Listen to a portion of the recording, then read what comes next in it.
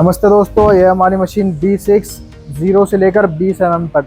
ये पूरी manual machine है। इलेक्ट्रिसिटी कोई ज़रूरत नहीं है, कोई मोटर नहीं है, पोर्टेबल मशीन है।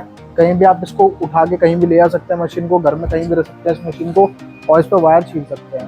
अब आपको ट्रायल दिखाएंगे इस मशीन पे कैसे मशीन काम करती है।